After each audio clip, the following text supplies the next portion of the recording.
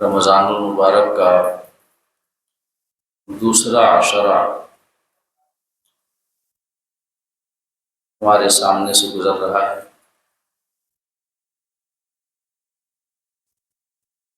یہ عشرہ مغفرت کا عشرہ ہے، بخشش کا عشرہ ہے اور گناہوں سے معافی کا عشرہ ہے۔ لہذا اس عشرے میں زیادہ سے زیادہ ہم استغفار پڑھیں، اپنے گناہوں سے توبہ کریں اور رب کی بارگاہ میں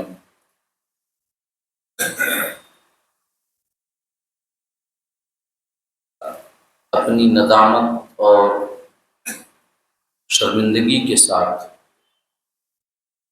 اپنے گناہوں کے اقرار کے ساتھ حاضر ہوں اور یہ عہد کریں کہ اللہ رب العزت اس عشرے میں ہمارے گناہوں کی مغفرت فرمائے، تو اپنی زندگی کو نیکیوں کے خطوط پر گزارنے کی کوشش کریں گے، اعمال صالحہ کر کے اپنے نامہ اعمال میں نیکیوں کا اضافہ کرنے کی کوشش کریں گے،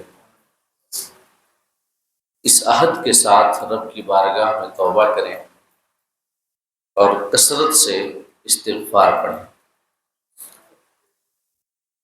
اللہ رب العزت ہم سب کے چھوٹے بڑے گناہوں کی مغفرت فرمائے اور بغیر حساب و کتاب کے جنت الفردوس میں اعلیٰ سے اعلیٰ مقام عطا فرمائے۔ اور درس قرآن کے حوالے سے سورہ مریم کی روشنی میں ہماری گفتگو جاری ہے، جو کہ قرآن مجید کی سورت نمبر 19 ہے،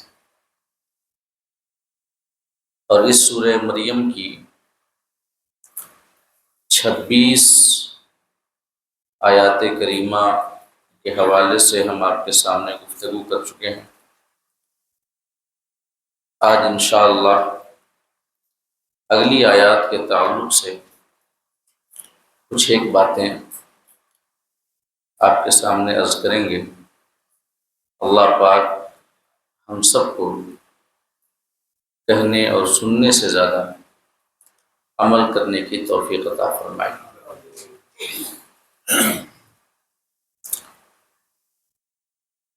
آیت نمبر 27 میں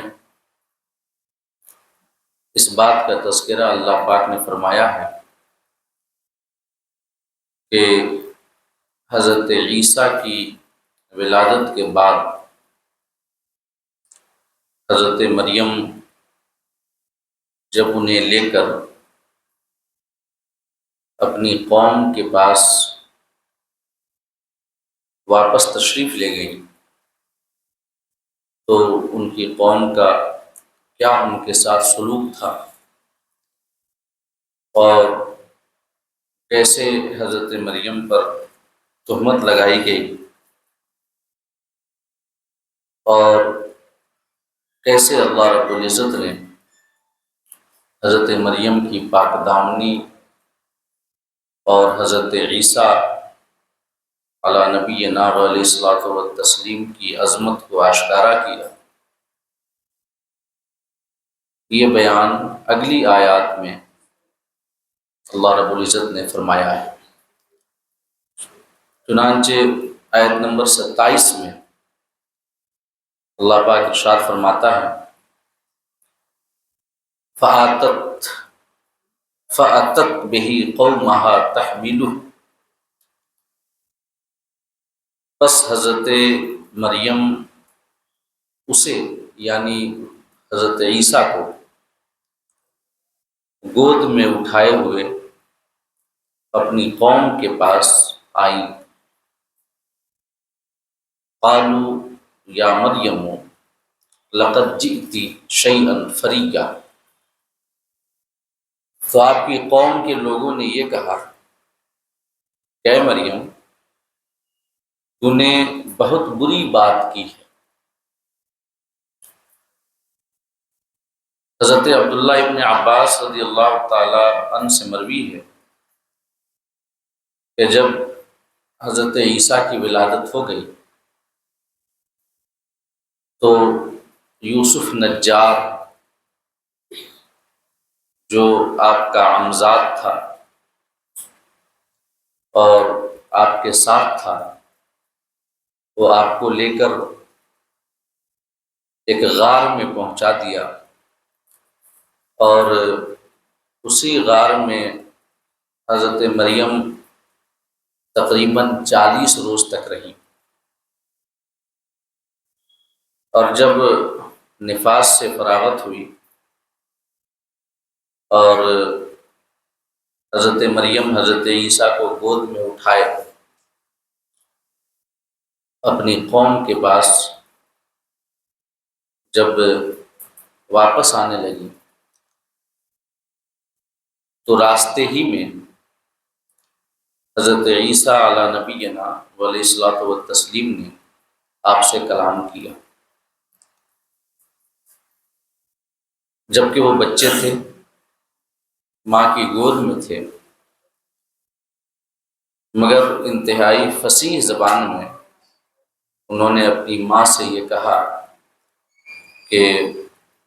آپ کسی قسم کی گھبراہٹ کا شکار نہ ہوں، جب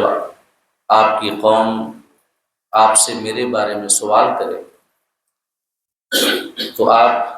اشارہ کر دیجیے گا میری جانب کہ میں روزے سے ہوں،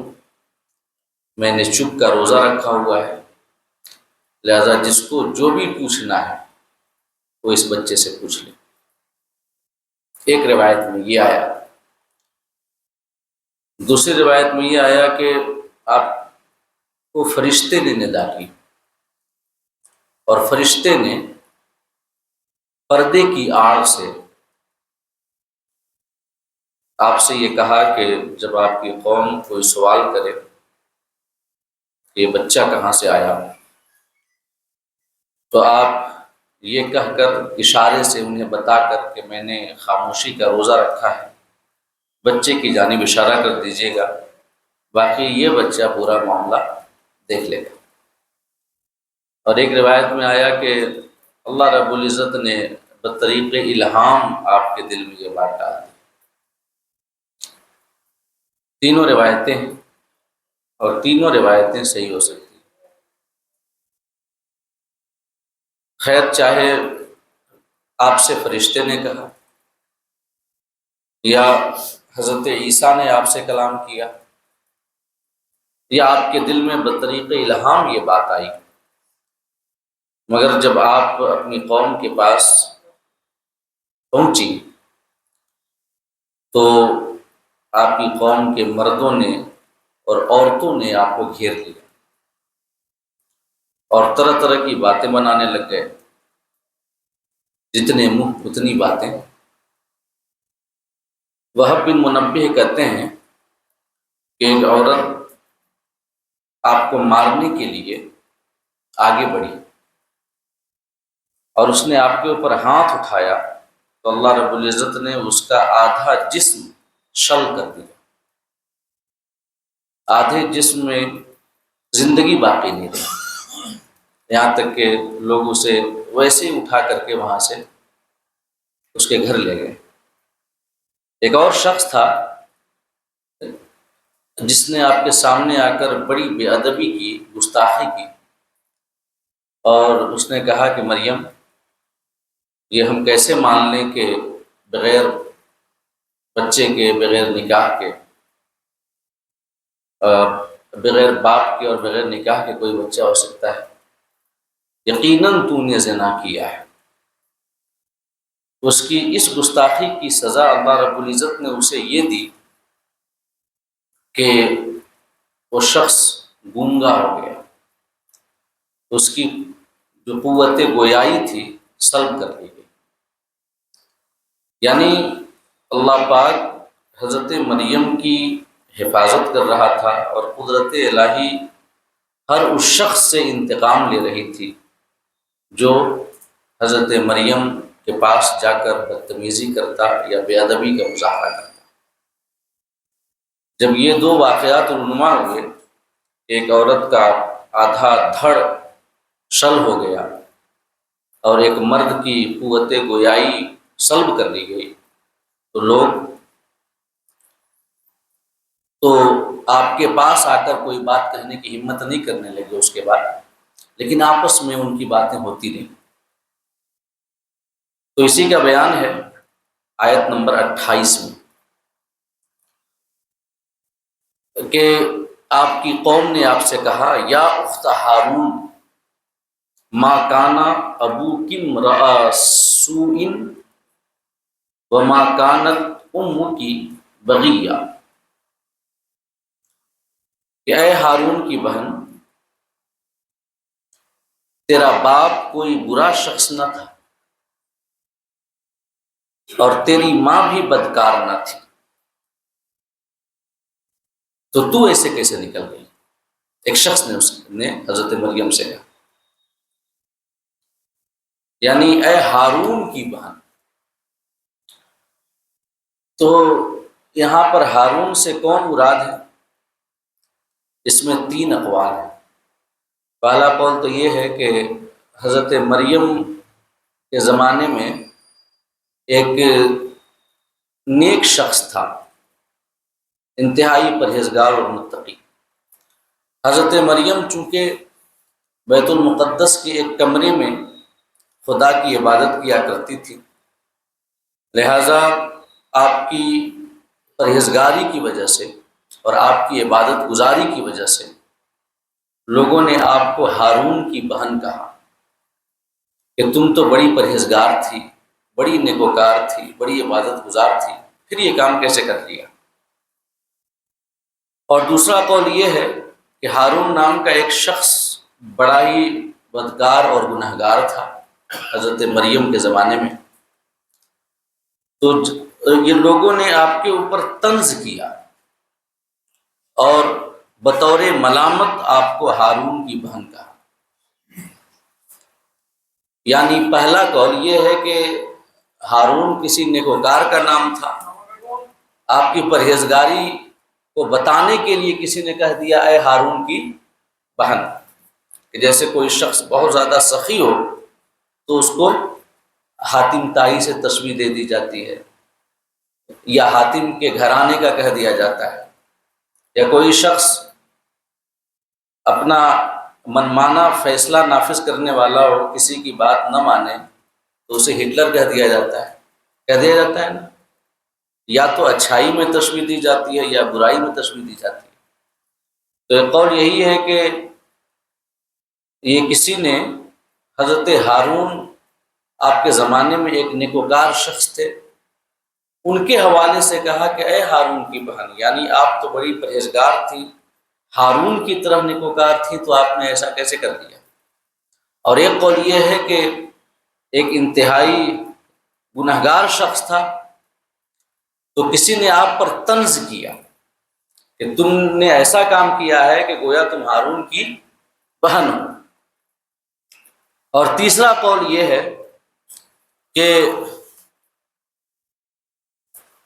آپ کو حضرت ہارون علی نبینا علیہ الصلوۃ والتسلیم، جو کہ حضرت موسیٰ کے بھائی تھے اور اللہ کے نبی تھے،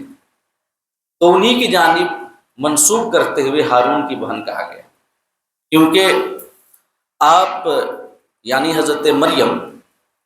حضرت ہارون ہی کے خاندان سے تھے، اور یہ عام رواج ہے کہ آباء و اجداد میں کوئی بڑی شخصیت ہو تو اس کی جانب منسوب کر دیا جاتا ہے، اور خاص طور سے عربوں کے یہاں یہ طریقہ بڑا عام ہے، یا اخت ہارون، اے ہارون کی بہن۔ تو چونکہ آپ حضرت ہارون کے خاندان سے تھی، اس وجہ سے آپ سے لوگوں نے کہا کہ اے ہارون کی بہن۔ مگر اس حوالے سے ایک روایت بھی ہے، حضرت مغیرہ بن شعبہ رضی اللہ تعالیٰ عنہ وہ بیان کرتے ہیں کہ میں نجران گیا تو چونکہ نجران میں عیسائی لوگ رہا کرتے تھے، تو وہیں سے نہ وہ عیسائی آئے تھے جنہوں نے حضرت عیسیٰ کے بارے میں آپ سے مناظرہ کیا تھا، اور آقا کریم صلی اللہ علیہ وسلم نے تمام دلائل بیان کیے کہ حضرت عیسیٰ اللہ کے بیٹے نہیں ہیں، حضرت عیسیٰ خدا کی خدائی میں شریک نہیں ہیں، بلکہ وہ اللہ کا کلمہ ہیں جن کی جانب اللہ رب العزت نے اپنی بارگاہ سے روح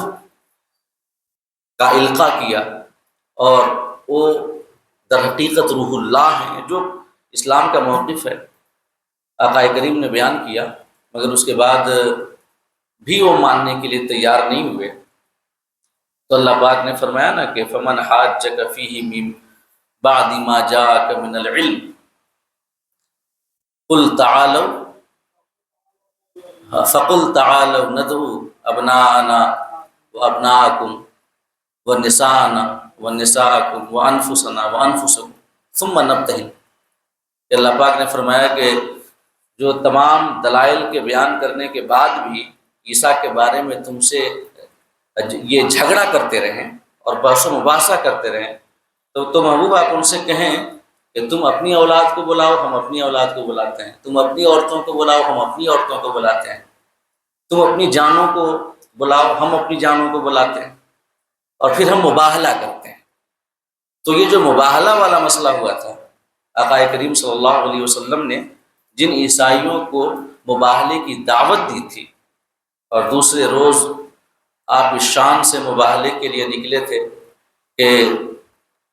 آقا کریم صلی اللہ علیہ وسلم کے دونوں ہاتھوں کی انگلیوں کو تھامے ہوئے حسن و حسین تھے، اور بیچ میں حضرت فاطمہ، پیچھے حضرت علی۔ جب یہ 5 شخصیات مباہلے کے لیے نکلی تو نجران کا جو سب سے بڑا پادری تھا وہ یہ کہہ کر مباہلے سے راہ فرار اختیار کرتا ہے کہ انی لارا وجوہا لو سألوا اللہ ان یزیل الجبل عن مکانی لازالہ، کہ میں ایسے چہروں کو دیکھ رہا ہوں جو اگر اللہ سے دعا کر دیں کہ اللہ پاک پہاڑ کو اس کی جگہ سے زائل کر دے تو اللہ پاک ان کی دعا کو رد نہیں کرے گا، اور ان کی دعا سے پہاڑ کو ہٹا دے گا اس کی جگہ سے۔ تو یہ جو مباہلہ ہوا تھا وہ نجران کے پادریوں سے ہی ہوا تھا، اور مغیرہ بن شعبہ کہتے ہیں کہ میں نجران گیا تو وہاں پر عیسائی تھے، اور عیسائیوں کا عقیدہ حضرت عیسیٰ کے بارے میں یہ ہے کہ وہ اللہ کے بیٹے ہیں اور خدا کی خدائی میں شریک ہیں۔ تو حضرت مغیرہ بن شعبہ سے وہاں کے عیسائیوں نے کہا کہ قرآن میں آیا ہے یا اخت ہارون، یعنی حضرت مریم کو یا اخت ہارون کہا گیا ہے، جبکہ تقریباً حضرت موسیٰ اور حضرت عیسیٰ کے بیچ 1000 سال کا فاصلہ ہے، لگ بھگ 1000۔ زمخشری نے لکھا ہے کہ 1000 سال سے زیادہ کا فاصلہ ہے دونوں کے بیچ، تو کیسے کہا گیا حضرت مریم کو یا اخت ہارون؟ تو انہوں نے اعتراض کیا۔ حضرت مغیرہ بن شعبہ واپس آئے، آقا کریم صلی اللہ علیہ وسلم کی بارگاہ میں یہی سوال پیش کیا کہ حضور عیسائیوں نے یہ سوال کیا، تو آقا نے فرمایا کہ ان کی عادت تھی کہ وہ انبیاء کے ناموں پر نام رکھا کرتے تھے، یعنی حضرت مریم کو جو کہا گیا یا اخت ہارون، اے ہارون کی بہن، تو اس سے مراد یہ نہیں ہے کہ حضرت ہارون علیہ السلام حضرت مریم کے زمانے میں تھے، نہیں، بلکہ حضرت مریم کے زمانے میں کوئی شخص تھا جس کا نام ہارون تھا، یا تو نیکوکار تھا یا تو گناہ گار تھا، کہ ابھی میں نے 2 روایتیں آپ کے سامنے پیش کی۔ تو آقا نے فرمایا کہ لوگوں کی عادت تھی کہ وہ انبیاء کے ناموں پر اپنا نام رکھتے تھے، تو اسی وجہ سے آپ کے زمانے کے ہارون کے حوالے سے کہا گیا یا اخت ہارون۔ اور اسی سے یہ ایک بات سمجھ میں آتی ہے کہ ہر زمانے میں تقریباً نیک لوگوں کا یہ شیوا رہا ہے کہ وہ بچوں کا نام جو نیک لوگ گزرے، انبیاء گزرے، اللہ کے محبوب بندے گزرے، ان کے ناموں پہ رکھتے ہیں۔ اور یہ ہر زمانے کا طریقہ رہا، اور ہماری اسلام کا بھی یہی حکم ہے کہ ہم نام رکھتے وقت اس بات کا خیال رکھیں کہ وہ نام رکھیں جو اللہ کے نیک بندوں کا نام اور جس کا معنی بہتر ہو، اس لیے کہ نام کا اثر انسان کی شخصیت پہ پڑتا ہے، اس کے کردار پہ پڑتا ہے، اس کی سیرت پہ پڑتا ہے، اور اسلام نے منع کیا ہے ایسا نام رکھنے سے کہ جس کا معنی غلط ہو، یا پھر وہ کسی ایسے شخص کا نام ہو جو نیکوکار نہ ہو یا پرہیزگار نہ ہو، یا پھر ایسا نام رکھنے سے اسلام نے منع کیا کہ جس کا کوئی معنی نہ ہو، کہ جیسے عام طور سے آج کل کا چلن ہے کہ لوگ کچھ یونیک کرنے کے چکر میں، کچھ نیا نام کرنے کے چکر میں ایسے نام رکھ جاتے ہیں کہ جن کا کوئی معنی ہی نہیں ہوتا، یا معنی ہوتا ہے تو بڑا عجیب ٹائپ کا ہوتا ہے، اور کچھ لوگ تو ایسا نام رکھ جاتے ہیں کہ پوری ڈکشنری اٹھا لیجئے اس کا معنی ملتا ہی نہیں ہے، اور فون کر کے پریشان کرتے ہیں کہ بتائیے اس نام کا مطلب کیا ہے۔ ارے کہاں سے بتایا جائے، ہے کہ نہیں انوار میں؟ جس نام، کیونکہ جیسے کوئی ایسا لفظ جیسے عام طور سے آج کل ایسا ہے کہ لوگ نام رکھتے وقت گوگل میں تلاش کریں گے اور لکھ دیں گے کہ لڑکوں کا نام، لڑکوں کا اسلامی نام۔ اب گوگل مہاشے کیا جانے، وہ تو ہزاروں طرح طرح کے نام، اور جن کا معنی بھی ایسا بتائیں گے وہ کہ جس کا حقیقت سے کوئی تعلق نہ ہو۔ تو اب اسلام کہتا ہے کہ نہیں، نام وہ رکھو جس کا معنی بہتر ہو، یا اللہ کے محبوب بندوں کے نام پر نام۔ جیسے کہ آقا کی ایک حدیث ہے، نبی کریم فرماتے ہیں کہ تدعون یوم القیامتی باسمائکم و اسمائی ابیکم فاحسنوا اسماءکم۔ آقا فرماتے ہیں کہ کل قیامت کے روز تمہیں پکارا جائے گا تمہارے ناموں سے اور تمہارے والد کے ناموں سے، لہذا تم نام بہتر رکھو، اچھا نام رکھو۔ اور آقا کریم صلی اللہ علیہ وسلم نے فرمایا کہ سب سے پسندیدہ نام خدا کی بارگاہ میں عبداللہ ہے۔ کیا ہے؟ عبداللہ۔ اور آقا نے فرمایا کہ میرے نام پہ نام رکھو، میرے نام پہ نام رکھو۔ تو نام ہر زمانے میں ایسا ہوتا رہا ہے کہ لوگ نیکوکاروں اور اللہ کے محبوب بندوں کے ناموں پر اپنے بچوں کا نام رکھتے تھے۔ تو حضرت مریم کے زمانے میں بھی آقا نے فرمایا کہ لوگوں کی عادت تھی کہ وہ انبیاء کے نام پر نام رکھتے تھے، لہٰذا حضرت مریم کے زمانے میں ایک شخص تھا جس کا نام ہارون تھا۔ اب یا تو وہ نیکوکار تھا اور کہا گیا کہ اے ہارون کی بہن، تو تو بڑی نیکوکار تھی تو تو نے ایسا کام کیسے کر دیا، یا وہ بڑا گنہگار تھا تو آپ پر طنز کیا گیا، یا اخت ہارون، اے ہارون کی بہن، ما کان ابوک امرا سوء، تیرا باپ برا انسان نہیں تھا، وما کانت امک بغیہ، اور تیری ماں بھی بدکار نہیں تھی، تو نے ایسا کام کیسے کر دیا۔ تو آگے آیت نمبر 29 ہے، اللہ پاک فرماتا ہے فاشارت الیہ، کہ حضرت مریم نے اشارہ کر دیا حضرت عیسیٰ کی جانب کہ مجھ سے کچھ نہ پوچھو، جو پوچھنا ہے اس بچے سے پوچھ لو۔ قالو، جب آپ نے اشارہ کیا بچے کی جانب تو انہوں نے کہا کیف نکلم من کان فی المہد صبیا، ہم اس سے کیسے بات کریں، اس بچے سے کیسے بات کریں جو ابھی پالنے میں، جو ابھی گہوارے میں، ایک شرخار بچہ ہے، اس سے ہم کیسے بات کریں، اس کے اندر کہاں سے قوت گویائی آئے گی۔ آگے اللہ پاک فرماتا ہے کہ جیسے ہی لوگوں نے یہ کہا کہ ہم ایک بچے سے کیسے بات کریں، شرخار بچے سے کیسے بات کریں، تو حضرت عیسیٰ علی نبینا علیہ الصلوۃ والتسلیم نے شہادت کی انگلی اپنی اٹھائی اور اپنی جانب اشارہ کرتے ہوئے سب سے کہا۔ اللہ پاک فرماتا ہے قال، بچے نے کہا، بچے نے فرمایا انی عبد اللہ آتانی الکتاب آتانی الکتاب وجعلنی نبیہ۔ آپ نے فرمایا اپنی جانب اشارہ کرتے ہوئے کہ میں اللہ کا بندہ ہوں، اور کتنی تاکید کے ساتھ فرمایا انی، بے شک میں اللہ کا بندہ ہوں، آتانی الکتاب، اللہ رب العزت نے مجھے کتاب عطا کی، وجعلنی نبیا، اور مجھے نبی بنایا، وجعلنی مبارکا اینما کنت، اور اللہ پاک نے مجھے مبارک کیا، بابرکت بنایا، چاہے میں جہاں بھی رہوں، وَأَوْصَانِي بِالصَّلَاةِ وَالزَّكَاةِ مَا دُمْتُ حَيًّا، اور اللہ رب العزت نے مجھے وصیت کی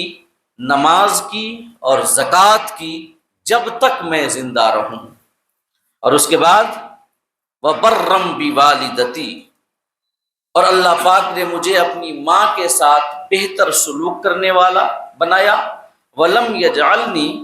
جَبَّارًا شَقِيًّا، اور مجھے متکبر اور بدبخت نہیں بنایا۔ اس کے بعد آیت نمبر 33 ہے، وَالسَّلَامُ عَلَيَّ يَوْمَ وُلِدتُّ وَيَوْمَ أَمُوتُ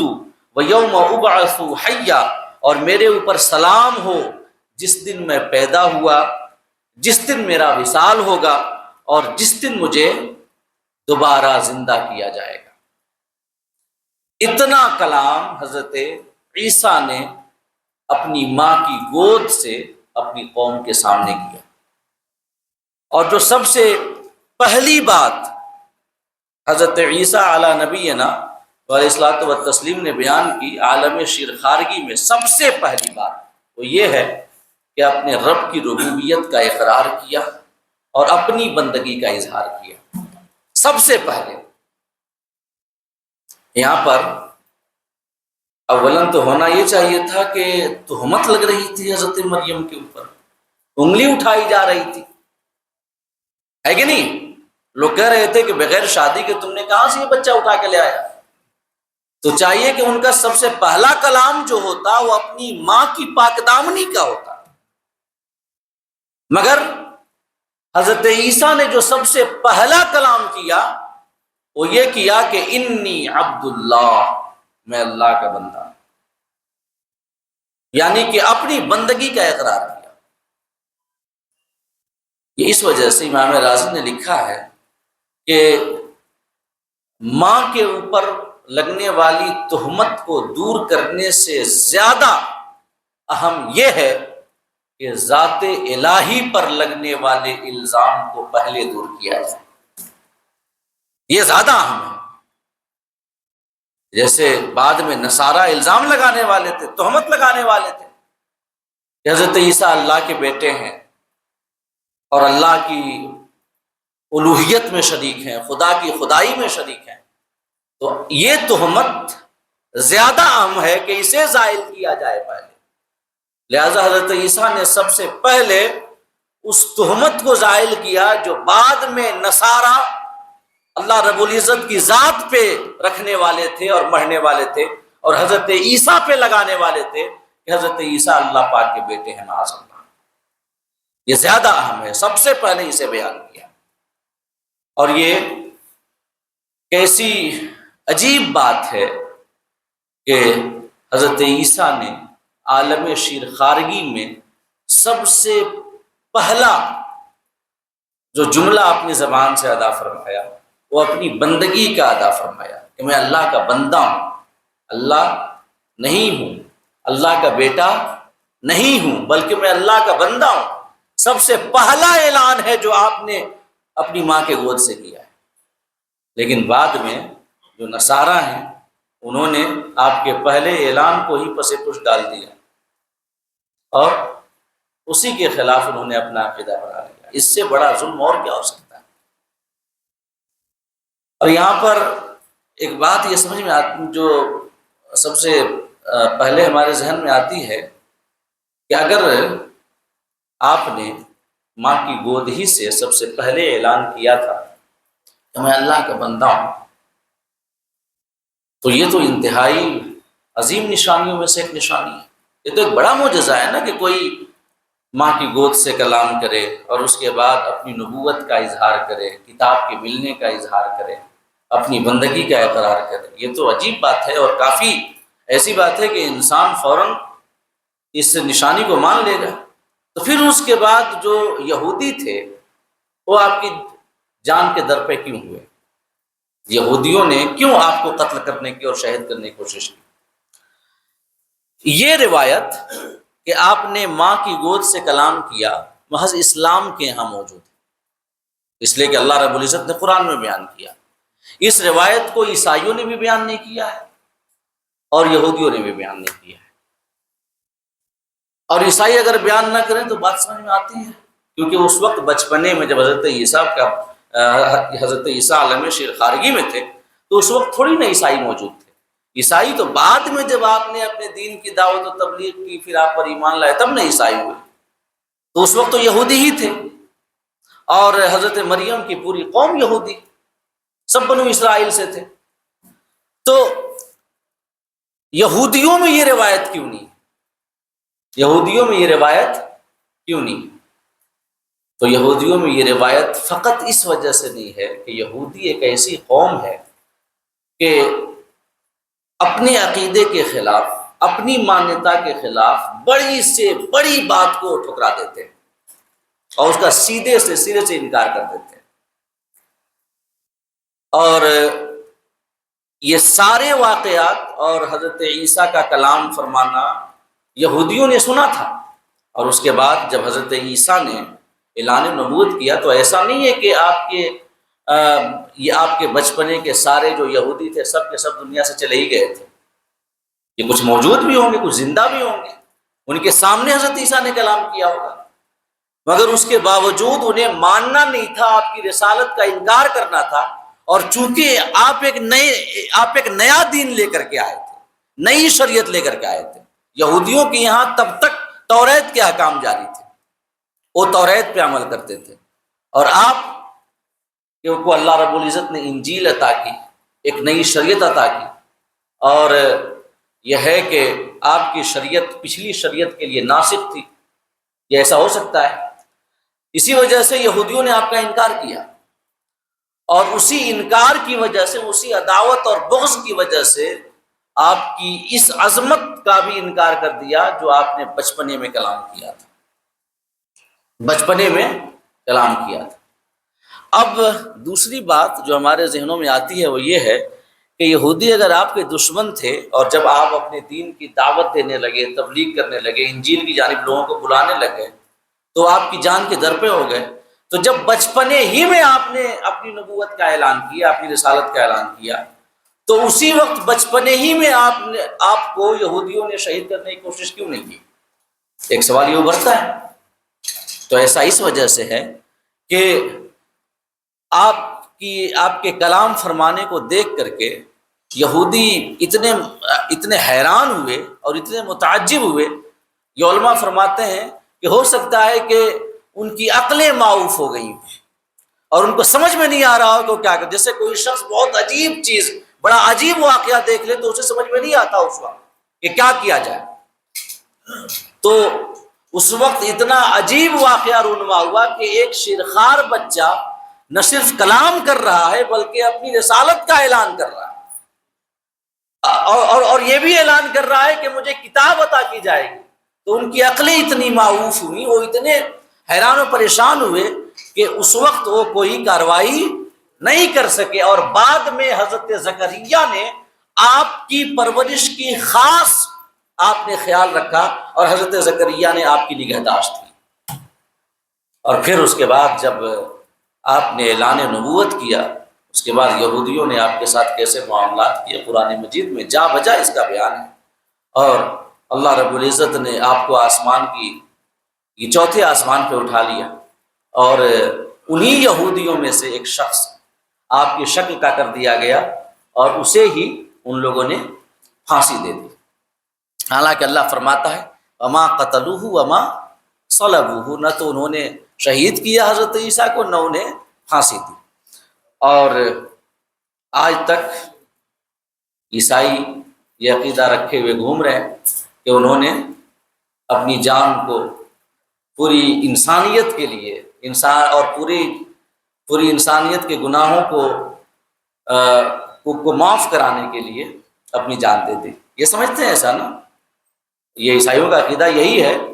کہ عیسائیوں کے گناہوں کی معافی کے لیے حضرت عیسیٰ نے اپنی جان دے دی، اور پھر اس کے بعد وہ جو بھی کرے سب کچھ معاف ہے ان کے لیے، یہ ان کا عقیدہ ہے۔ حالانکہ ایسا نہیں ہے، حضرت عیسیٰ چوتھے آسمان پر موجود ہیں، قیامت سے پہلے اس دنیا میں تشریف لائیں گے۔ تو سب سے پہلی بات تو یہی کہ انی عبد اللہ، میں اللہ کا بندہ ہوں۔ حضرت عیسیٰ نے اعلان کیا کہ میں خدا کا بیٹا نہیں ہوں، اللہ کی الوہیت میں شریک نہیں ہوں، خدا کی خدائی میں شریک نہیں ہوں، بلکہ خدا کی بارگاہ میں ایک بندہ ہوں میں۔ تو اس کے بعد فرمایا آتانی الکتاب، اللہ رب العزت نے مجھے کتاب عطا فرمائی، وجعلنی نبیا، اور مجھے نبی بنایا ہے۔ تو یہ جیسا کہ میں پہلے بھی بتا چکا ہوں حضرت یحییٰ کے بیان میں کہ قرآن سے ہمیں یہی عقیدہ سمجھ میں آتا ہے کہ جو نبی ہوتا ہے وہ پیدا ہوتے ہی نبی ہوتا ہے، بچپنے ہی میں نبی ہوتا ہے۔ ایسا نہیں ہے کہ 40 سال کی عمر میں اللہ رب العزت نبوت عطا کرتا ہے، نہیں، بلکہ نبوت اللہ پاک بچپنے میں جب پیدا کرتا ہے کسی نبی کو تو نبی بنا کر پیدا کرتا ہے۔ ہاں، اعلان نبوت اس وقت اللہ رب العزت حکم دیتا ہے کہ جب نبی کی عمر 40 سال کم سے کم ہو جائے، کیونکہ 40 سال سے پہلے عقل کامل نہیں ہوتی۔ لیکن انبیاء کا معاملہ ایسا ہے کہ بچپنے میں بھی ان کی عقل اتنی کامل ہوتی ہے کہ پوری دنیا کی عقلیں ان کا مقابلہ نہیں کر سکتی۔ تو یہ قرآن کا عقیدہ ہے۔ اگر کوئی شخص یہ بیان کرے کہ 40 سال میں نبوت ملی ہمارے آقا کو، تو یہ عقیدہ قرآن کے خلاف ہے۔ آتانی الکتاب، اللہ پاک نے فرمایا کہ اللہ رب العزت نے مجھے کتاب عطا فرمائی، وجعلنی نبیا، اور مجھے نبی بنایا۔ حضرت عیسیٰ کا یہ قول اللہ نے اسے بیان کیا اور بغیر کسی تردید کے۔ اس کے بعد وجعلنی مبارکا اینما کنت، اللہ پاک نے مجھے برکت والا بنایا، جہاں بھی میں رہوں، میں جس حال میں رہوں، جہاں رہوں، میں برکت والی ذات ہوں۔ حضرت عیسیٰ نے اپنے بارے میں فرمایا۔ اور برکت والی ذات ہونے سے کیا مراد ہے، مبارک ہونے سے کیا مراد ہے؟ تو ایک تفسیر تو یہ کی گئی ہے کہ آپ اپنی قوم کے لیے اور جن کی جانب آپ کو نبی بنا کر مبعوث کیا گیا، ان کے لیے آپ مبارک ہیں کہ آپ ان کو دین کی تعلیم دیتے تھے، آپ ان کو انجیل کی دعوت دیتے تھے، شریعت کی باتیں بتاتے تھے، اور لوگوں کا رشتہ اللہ رب العزت کے ساتھ جوڑتے تھے۔ تو سب سے بڑی برکت یہی ہے، سب سے بڑی برکت یہی ہے کہ آپ دین کی دعوت و تبلیغ کیا کرتے تھے، دین کی جانب لوگوں کو بلاتے تھے۔ اس سے پتہ چلتا ہے کہ علماء کی ذات، اللہ والوں کی ذات ہمارے معاشرے میں ہمارے لیے باعث برکت ہے، کیونکہ وہ ہمیں دین کی جانب بلاتے ہیں، ہمیں دین کی باتیں سکھاتے ہیں۔ اور سب سے بڑی برکت یہ ہے کہ دین کی جانب دعوت دی جائے، اور سب سے بڑی برکت یہ ہے کہ کسی کو دین کی دولت مل جائے۔ یہ باقی تمام نعمتیں اللہ کی برکت ہیں، نعمتوں کا موجود رہنا اللہ کی برکت ہے۔ کہ جیسے حضرت عیسیٰ اللہ رب العزت نے یہ برکتیں عطا فرمائی کہ آپ کہ ایک دم سے، ایک پھونک سے مادرزاد اندھا بینا ہو جاتا تھا، مادرزاد کوڑھ کا مرض والا بالکل صحیح و سالم ہو جاتا تھا، کوئی گونگا آپ کے پاس آتا گویا ہو جاتا تھا، اللہ پاک اسے زبان عطا کر دیتا تھا۔ تو یہ بھی برکتیں ہیں، لیکن سب سے بڑی برکت یہ ہے کہ اللہ رب العزت نے حضرت عیسیٰ کو دین پر ثابت قدمی عطا فرمائی، اور اس دین کی جانب دعوت دینے کا آپ کو حکم دیا۔ یہ سب سے بڑی برکت ہے۔ اور اسی بات کو آپ نے بچپن ہی میں بیان کیا کہ وجعلنی مبارکا، اللہ نے مجھے مبارک بنایا ہے، بابرکت بنایا ہے، اینما کنتو، جہاں بھی میں رہوں۔ اور ہمارے آقا صلی اللہ تعالی علیہ وسلم کو بھی ایک خاندان تھا جو مبارک کہا کرتا تھا۔ کیا کہا کرتا تھا؟ اور وہ خاندان کون سا تھا معلوم ہے؟ آقا تو جہاں جب ہجرت کر رہے تھے حضرت ابوبکر کے ساتھ، تو آپ ایک بوڑھی عورت کی جھونپڑی کے پاس گئے تھے، اور آپ نے وہاں پر دودھ کا مطالبہ کیا تھا کہ دودھ ہے۔ تو اس بوڑھی نے کہا تھا، اس لیے کہ جو عرب ہوتے ہیں وہ جو ہے مہمان نواز تو ہوتے ہی ہیں، تو کہا تھا کہ کوئی ہمارے جھوپڑے میں دودھ کا ایک قطرہ موجود نہیں ہے، لیکن سامنے ایک بکری تھی انتہائی لاغر، انتہائی کمزور، اس کی ہڈیوں میں گودا تک نہیں تھا، اتنی کمزور کہ وہ بکری ریوڑ کے ساتھ چرنے بھی نہیں جا پاتی تھی۔ اسی وجہ سے اس بوڑھی عورت کا جو شوہر تھا اپنی بکریوں کو چرانے لے کر جاتا تھا، مگر اس بکری کو وہیں وہ اپنے جھونپڑے کے پاس ہی چھوڑ دیتا تھا۔ تو آقا دو جہاں صلی اللہ علیہ وسلم نے فرمایا کہ اگر آپ کی اجازت ہو تو ہم اس بکری کو دودھ لیں، اس بکری کو دودھ لیں۔ تو اس بوڑھی عورت نے کہا کہ یہ تو اتنی کمزور ہے کہ یہ ریوڑ کے ساتھ جا کر کے چر بھی نہیں سکتی، اس کے ہڈیوں میں گودا تک نہیں ہے، دودھ اس کے تھن میں ہونا تو بڑی دور کی بات ہے، لیکن آپ چاہتے ہیں اگر دودھ سکتے ہیں، اگر آپ دودھ سکتے ہیں تو دودھ لیں۔ آقا دو جہاں صلی اللہ علیہ وسلم نے اس لاغر و کمزور بکری کے تھن پہ اپنے دست مبارک کو پھیرا اور حضرت ابوبکر کو حکم دیا کہ دوہ۔ حضرت ابوبکر نے اس بکری کو دوہنا شروع کیا تو روایتوں میں آتا ہے کہ اتنا دودھ نکلا کہ اس بوڑھی عورت کے گھر کے سارے برتن دودھ سے بھر گئے، سارے برتن۔ اور آقا دو جہاں صلی اللہ علیہ وسلم دودھ آپ نوش فرمانے کے بعد، حضرت ابوبکر دودھ پینے کے بعد وہاں سے تشریف لے گئے۔ جب شام کو اس بوڑھی عورت کا شوہر آیا اپنی بکریوں کو چرا کر کے اور اس نے اپنے گھر کے ماحول کا جائزہ لیا، تو ظاہر ہے جس جگہ پر آقا تشریف لائے ہوں اس جگہ کی رونق کا کیا پوچھنا، وہاں کے انوار کا کیا پوچھنا۔ تو جب اس نے گھر کے ماحول کو دیکھا، ایک عجیب سی یہ اسے روشنی، ایک عجیب سا نورانی ماحول جب اسے محسوس ہوا، اور ساتھ ہی ساتھ دیکھا کہ سارے برتن جو ہیں دودھ سے بھرے ہوئے ہیں، تو اس نے کہا اپنی بیوی سے، اس بوڑھی عورت سے، کہ جب میں گیا تھا تو گھر میں کوئی ایسی بکری تو تھی نہیں جو دودھ دینے والی ہو، گھر میں یہ لاغر بکری تھی کہ جس کی ہڈیوں میں گودا تک نہیں ہے، تو آخر کہاں سے ایسا معجزہ ہوا، کیا ہوا کہ گھر کے سارے برتن جو ہیں دودھ سے بھرے ہوئے ہیں؟ تو اس بوڑھی عورت نے کہا تھا کہ میرے گھر میں قد اتا بیتنا مبارک، کہ ہمارے گھر میں ایک مبارک شخصیت آئی تھی، ایک مبارک شخصیت آئی تھی۔ تو اس بوڑھی عورت نے بھی آپ کی ذات کو مبارک کہا تھا، مبارک۔ اور ہمارے آقا صلی اللہ تعالی علیہ وسلم کی ذات ایسی ہے کہ دین کے حوالے سے بھی آپ کی ذات سراپا بابرکت ہے، دنیا کے حوالے سے بھی آپ کی ذات سراپا بابرکت ہے۔ آپ مکہ میں رہے تو مکہ کی برکتوں کا کیا کہنا، اور جب آپ مکہ چھوڑ کر یثرب پہنچے تو جو یثرب بیماریوں کا گھر ہوا کرتا تھا وہ شفاؤں کا گھر بن گیا۔ وہ یثرب جہاں پہ قسم قسم کی بیماریاں، طرح طرح کی وبائیں پھیلتی رہتی تھیں، آج پوری دنیا میں سب سے زیادہ بابرکت اگر کوئی جگہ اس روئے زمین پر ہے تو مدینہ، وہ ہمارے آقا کے قدموں کا صدقہ ہے۔ تو حضرت عیسیٰ نے بھی اپنے آپ کو مبارک کہا، اس بوڑھی عورت نے بھی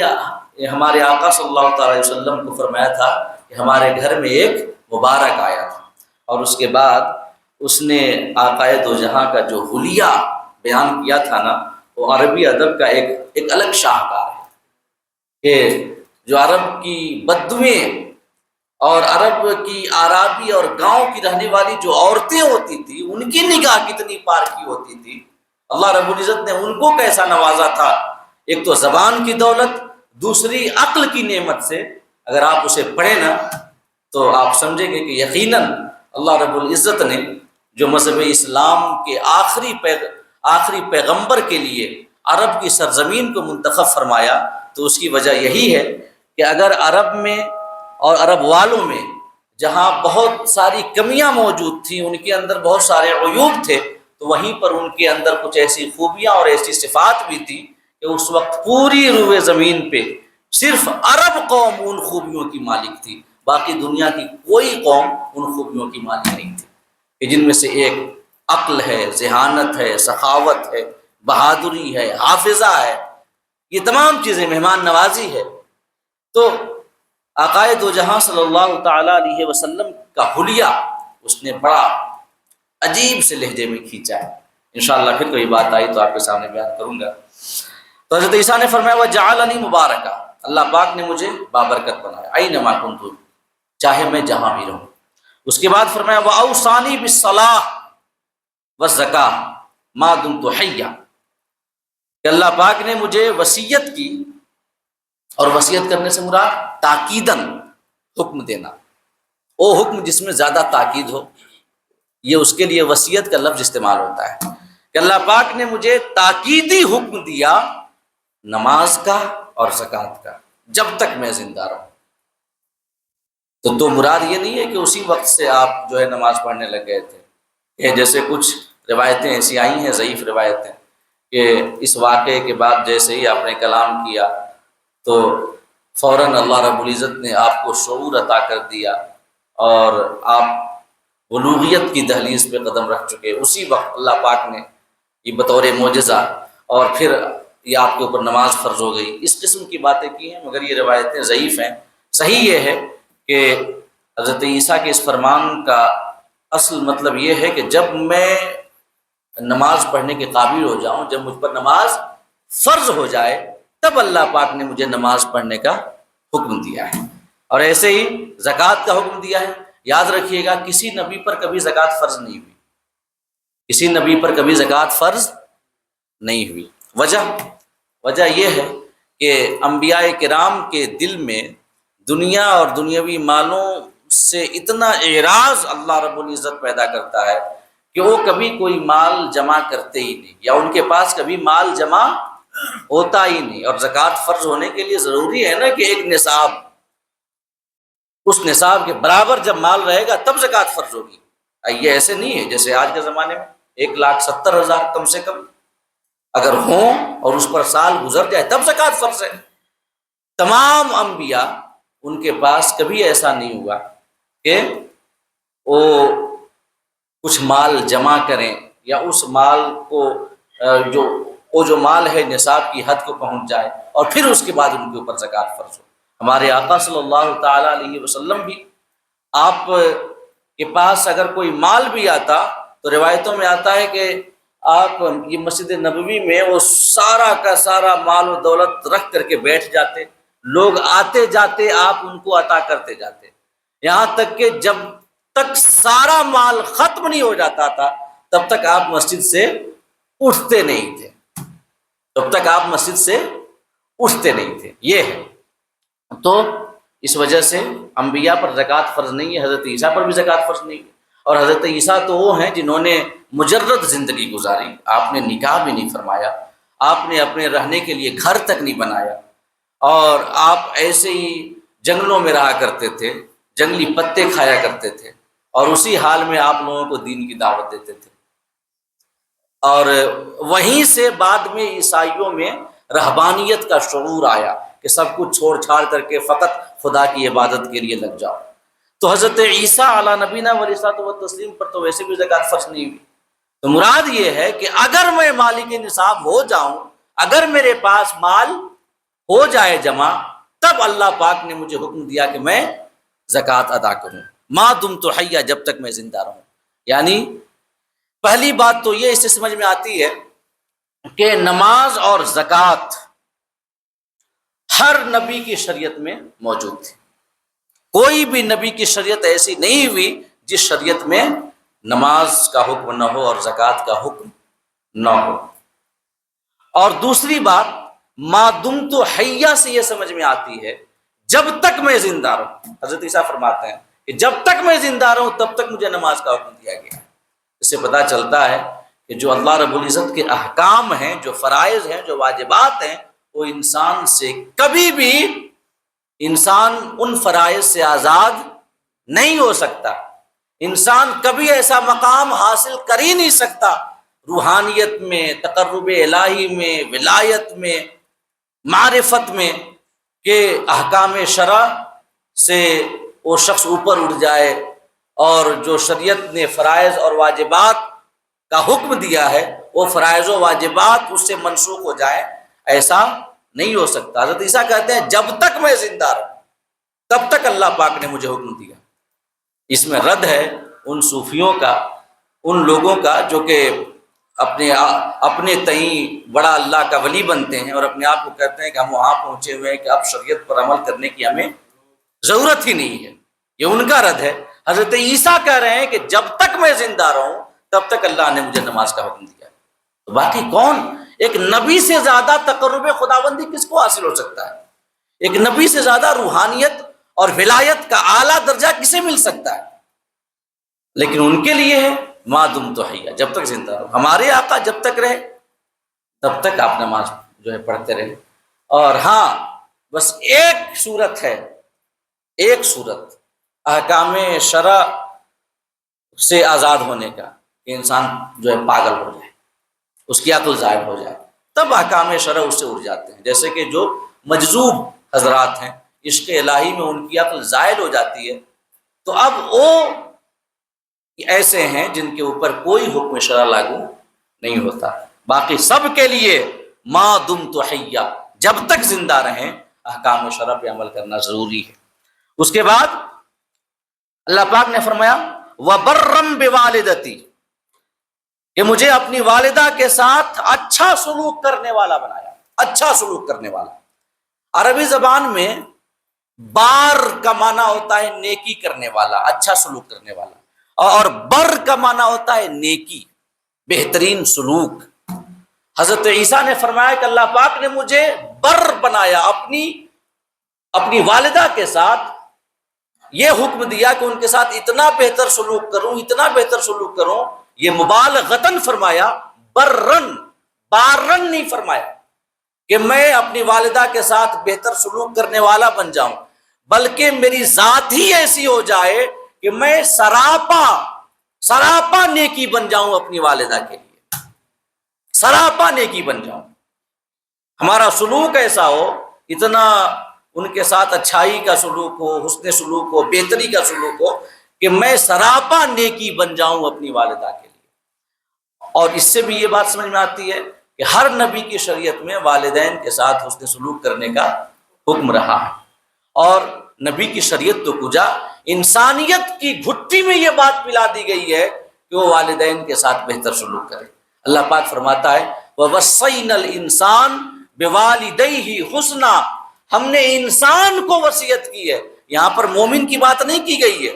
بلکہ انسان کو وصیت کی ہے کہ وہ اپنے والدین کے ساتھ حسن سلوک کرے۔ تو اس سے پتہ چلتا ہے یہ انسانیت کی فطرت میں ہے کہ اپنے والدین کے ساتھ حسن سلوک کرے۔ تو فرمایا کہ وَبَرًّا بِوَالِدَتِي، اپنی والدہ کے ساتھ مجھے نیک سلوک کرنے والا بنایا۔ وَلَمْ يَجْعَلْنِي جَبَّارًا شَقِيًّا، اور اللہ پاک نے مجھے تکبر کرنے والا اور بدبخت نہیں بنایا۔ یہیں سے علماء فرماتے ہیں کہ جو شخص اپنے والدین کے ساتھ حسن سلوک نہ کرے، ان کے ساتھ غلط ویوہار کرے، تو ایسے شخص کے دل میں تکبر آ جاتا ہے۔ وہ خالی والدین کے ساتھ بدسلوکی نہیں کرتا، بلکہ وہ جو اس کا نفس ہے تکبر کا شکار ہو جاتا ہے، اور ایسا شخص شقاوت و بدبختی کو پہنچ جاتا ہے۔ وہ نیک بختی کو نہیں پہنچ سکتا کبھی، کیونکہ متکبر ہونا اور شقی ہونا یہ ایسے شخص کے لیے ہے جو والدین کے ساتھ حسن سلوک نہ کرے۔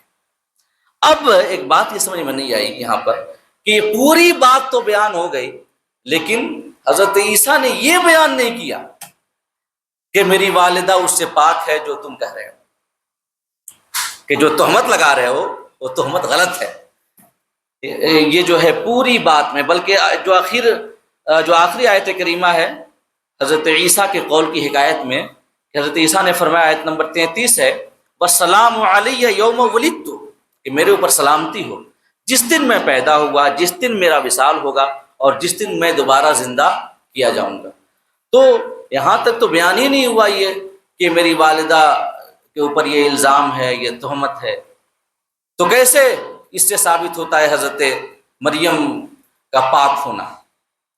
تو علماء کہتے ہیں کہ حضرت عیسیٰ نے اپنی نبوت کا بیان کر دیا، اپنی رسالت کا بیان کر دیا، اس کے بعد وَبَرًّا بِوَالِدَتِي فرمایا کہ مجھ کو اپنی والدہ کے ساتھ حسن سلوک کرنے والا اللہ پاک نے بنایا، حکم دیا کہ میں اپنی والدہ کے ساتھ بہتر سلوک کروں۔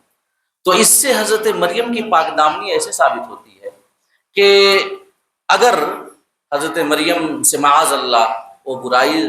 جو ہے صادر ہوئی ہوتی، ظاہر ہوئی ہوتی، تو ایک نبی مرسل کو کبھی حکم نہیں دیا جاتا کہ وہ ان کے ساتھ بہتر سلوک کرے، ان کی عزت کرے، ان کی تعظیم کرے، کبھی حکم نہیں دیا جاتا، کبھی حکم نہیں۔ تو حضرت عیسیٰ کو یہ حکم دیا جانا کہ اپنی والدہ کے ساتھ بہتر سلوک کرو، یہی اس بات کی دلیل ہے کہ حضرت مریم پاک دامن ہیں، اس تہمت سے بری ہیں جو ان کی قوم ان کے اوپر لگا رہی تھی۔ سمجھ گئے؟ اس کے بعد بات ہے سلام کی، والسلام علیہ، کہ میرے اوپر سلامتی ہو۔ تین حضرت یحییٰ کے بیان میں آپ کو بتا چکا ہوں کہ تین حالتیں ایسی ہوتی ہیں جب سب کو کہ ہمیں اور آپ کو بلکہ پورے انسانوں کو سب سے زیادہ اللہ کی حفاظت کی ضرورت ہوتی ہے، تین حالتوں میں، تین موقعوں پر۔ ایک ولادت کے موقع پر اللہ کی حفاظت کی ضرورت ہوتی ہے، ایک موت کے موقع پر اللہ کی حفاظت کی ضرورت ہوتی ہے، اور ایک کل قیامت کے روز اللہ کی حفاظت کی ضرورت ہوتی ہے۔ ولادت کے وقت یہ کہ وہ حالت تو ایسی ہوتی ہے کہ اگر اللہ رب العزت کی رحمت سہارا نہ دے تو سمجھ لیں کہ حیات کے ساتھ اس دنیا میں آنا ہی انتہائی مشکل امر ہے کہ نہیں ہے؟ وہ اللہ کی حفاظت ہے اور اللہ کی رحمت ہے جو ایک بچہ حفاظت کے ساتھ، حیات کے ساتھ، زندگی کے ساتھ اس دنیا میں تشریف لے آتا ہے، ورنہ وہ حالت کتنی سخت ہوتی ہے، انتہائی نازک ہوتی ہے۔ تو اس موقع پہ بھی فرمایا والسلام علیہ، کہ میرے اوپر سلامتی ہو، یعنی میں اس وقت بھی اللہ کی حفاظت میں تھا جب میں پیدا ہو رہا تھا۔ اس کے بعد فرمایا وَيَوْمَ أَمُوتُ، اور جس دن میں وصال فرماؤں گا، جس دن مجھے موت آئے گی، اس دن بھی مجھے اللہ کی حفاظت ملے اور اللہ کی سلامتی ملے، کیونکہ جو موت کا وقت ہوتا ہے بڑا کروشیل ہوتا ہے، اہم ہوتا ہے، کیونکہ موت کے بعد کی زندگی کی کامیابی یا ناکامی، جنت یا جہنم کا جو اہم فیصلہ ہوتا ہے وہ اسی وقت ہو جاتا ہے جب موت آ رہی ہوتی ہے، کیونکہ انسان اگر اس وقت ایمان کی دولت سے محروم رہ گیا تو سمجھ لیں کہ پوری کمائی ختم، پوری زندگی میں جو بھی نیکیاں کی ساری نیکیاں بیکار، اور اس کے بعد ہمیشگی کا ایک سمجھ جہنم کی زندگی ہے، جہنم کا عذاب ہے۔ تو موت کا وقت انتہائی اہم اور انتہائی یہ اس اعتبار سے ضروری ہے کہ اللہ کی حفاظت ہمیں ملے کہ اگر اس وقت ہمارا ایمان سلامت نہ رہے، اللہ پاک ہم سب کو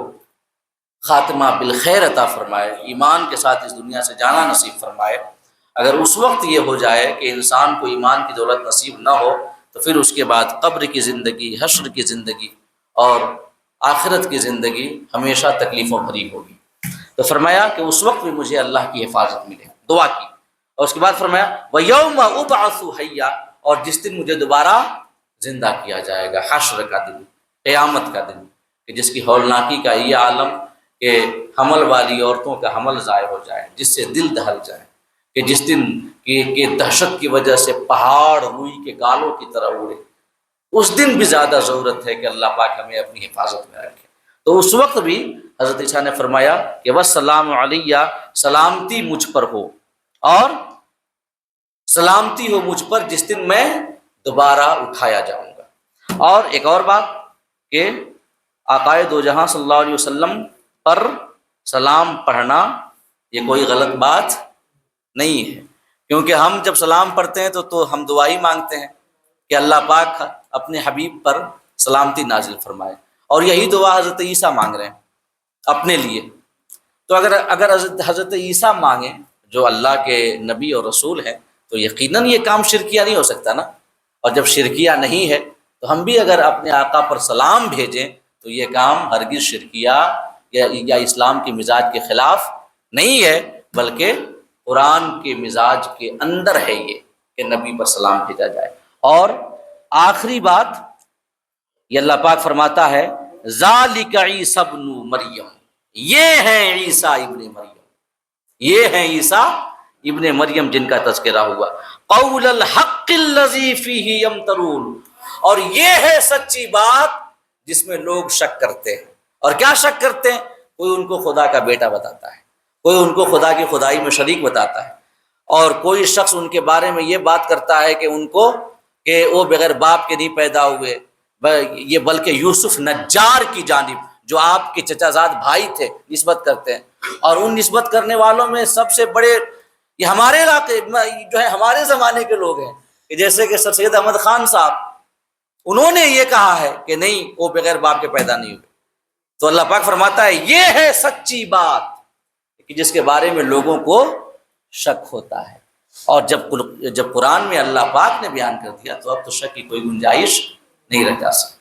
یہ ہرگز نہیں ہے۔ اب اس کے بعد انشاءاللہ باقی باتیں، اور جو میں نے آپ کے سامنے کہا تھا پچھلی نشست کو کہ یہاں پر لگاتار 2 انبیاء کی ولادت کا تذکرہ ہوا ہے، ایک حضرت یحییٰ کی ولادت اور دوسرے حضرت عیسیٰ کی ولادت۔ اس سے پتہ چلتا ہے کہ انبیاء کی ولادت کا تذکرہ کرنا سنت الہیہ ہے، اللہ پاک کی سنت ہے۔ تو اگر ہم نبی کی ولادت کا بیان کریں تو یقیناً یہ کوئی غلط کام نہیں ہو سکتا، بلکہ سنت الہیہ پر عمل ہوگا۔ اس کے حوالے سے انشاءاللہ تفصیلی گفتگو اب ہم آپ کے سامنے اگلی نشست میں عرض کریں گے۔ اللہ پاک ہم سب کو کہنے اور سننے سے زیادہ عمل کرنے کی توفیق عطا فرمائے۔